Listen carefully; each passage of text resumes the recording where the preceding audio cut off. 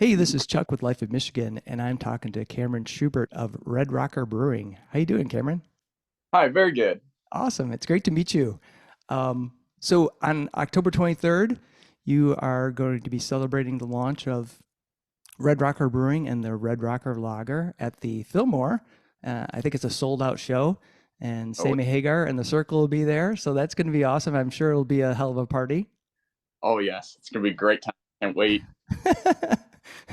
And so the first beer coming out from Red Rocker Brewing is a or excuse me, it's the Red Rocker Lager, which is a Mexican lager.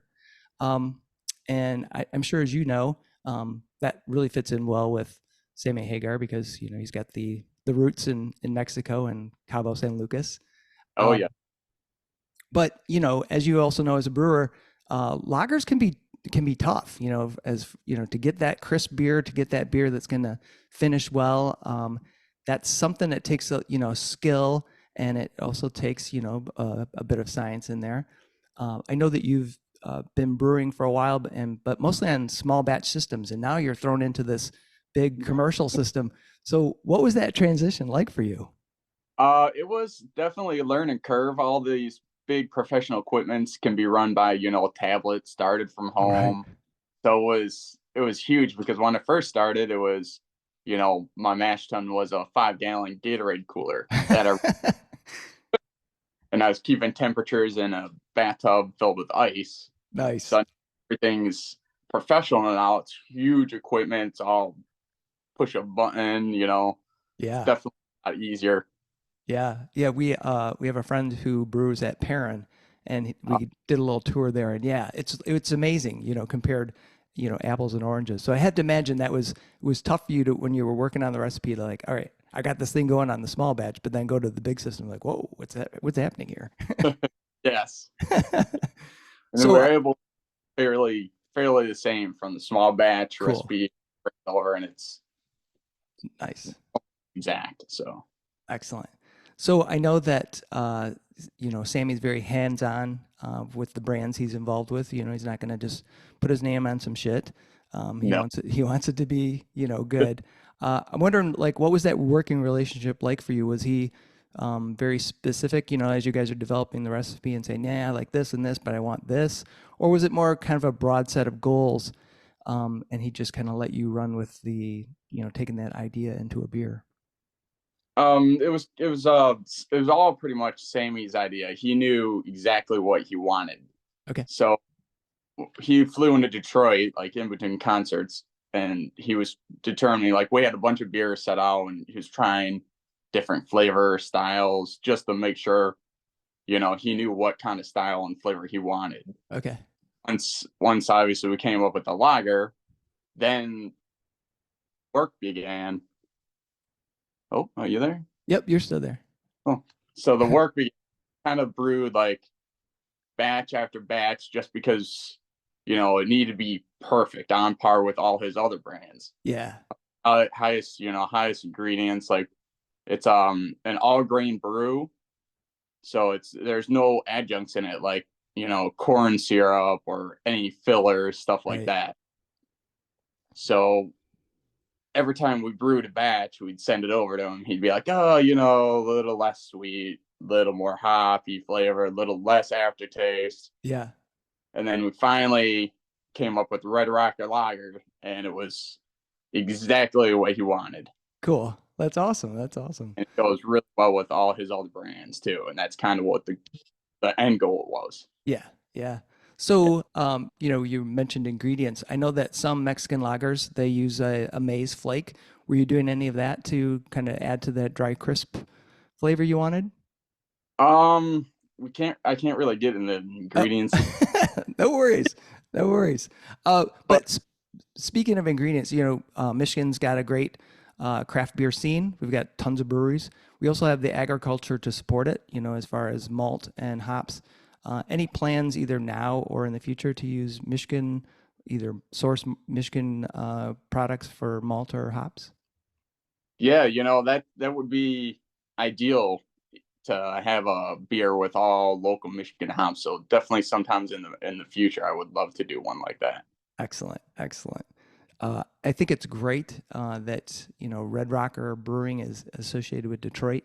We've got this long history of rock music there that's still going on, even though I think our tourism doesn't do a good enough job of promoting that. But Right. but this is a shot in the arm, I think. Um, Oh yeah. so you guys are working with Brew Detroit, a fantastic place. I love that place. Their tap room's awesome. To get like the initial volume that you need because it's a big release for the Red Rocker Lager. After that, do you plan to continue to do contract brewing with them, or do you plan to spin off and create a standalone Red Rocker Brewing facility? Yeah, we definitely want to open up in the future, Red Rocker brewing companies with, smaller systems like 7 barrel, but still brew Yeah, the beers.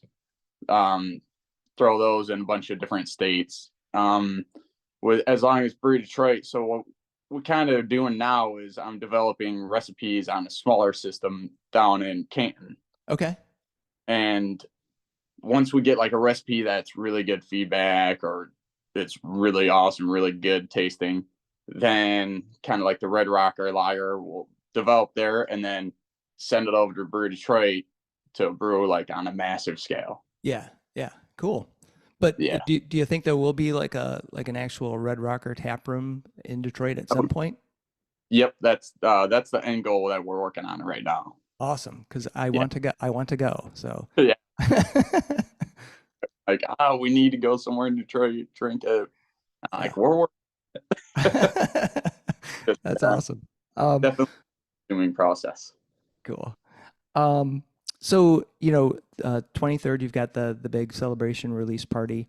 Um, is Red Rocker Lager available now, or will it be after the 23rd? Like, so I can go to Myers or my beer store and go pick that up. Hmm. Yep. So now it's definitely gonna be at the Fillmore. I mean, that's beer Yeah. launch. But hopefully we're trying to do this sooner, but definitely after. We're working with some distributors to get this all throughout Michigan, Cool. and we're really close with putting all that together.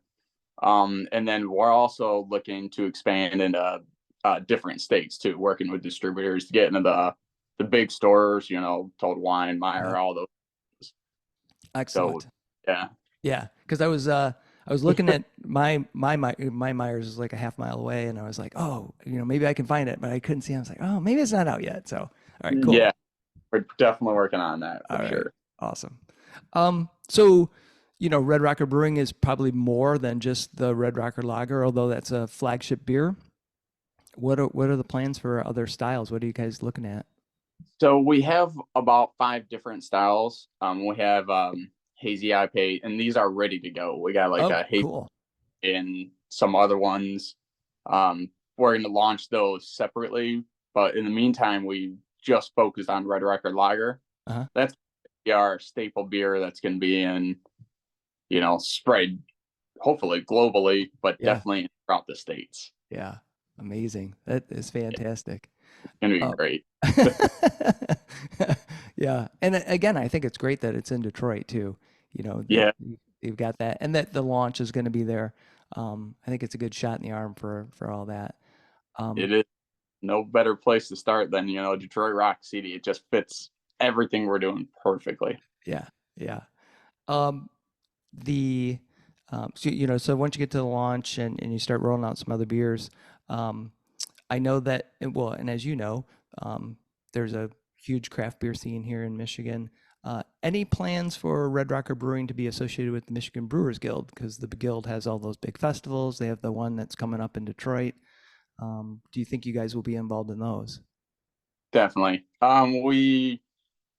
That's one thing that's on my list is to get this out in different like festivals Yeah, and win some awards with it would be great.